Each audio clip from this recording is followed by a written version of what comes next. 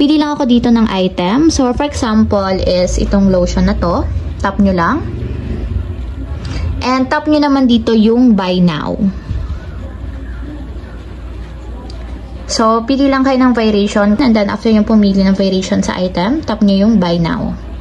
Ayan guys, dito sa order summary ng ating Shopee, i-scroll up lang natin and baguhin natin yung payment method. So, dapat nandun siya sa SPay Later.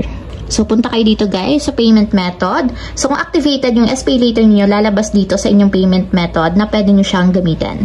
So, punta tayo dito sa SPay Later. So, pwede kayong mamili dito kung ilan yung term na gusto ninyo. So, pwede kayong mamili sa loob ng 1 month, 3 months, 6 months, and then hanggang 12 months.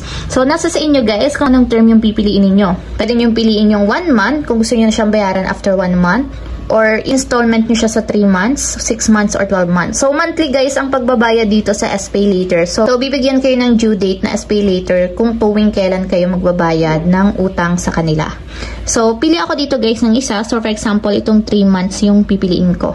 Yun nga lang guys, kapag pumili kayo ng mas mahabang term, mas mataas din ang interest niya. So, lalo na itong 12 months. Medyo mahaba siya, so kaya yung interest niya is mas mataas din. So, kung 1 month lang ang pipiliin ninyo, much better kasi yung interest niya is hindi ganun kataas kasi nga 1 month lang talaga yung interest niya.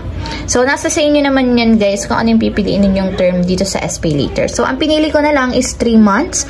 So, ang babayaran ko monthly is 95.44 sa loob ng 3 buwan. So, yan yung babayaran ko sa item na to. So, itong 95.44 is para lang sa item na i-check out ko ngayon. So, 95.44 monthly ang babayaran ko sa loob ng 3 months kay SPay Later. So, kapag okay na guys and naka-enable na yung 3 months, tap na natin yung place order para ma-place order natin siya.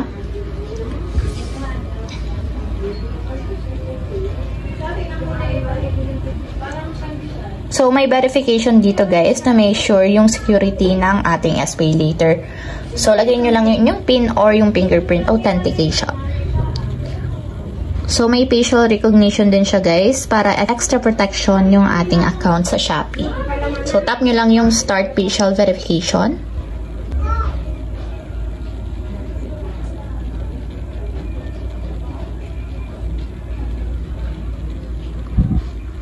So, verification has completed. So, tingnan nyo guys kung mako-confirm.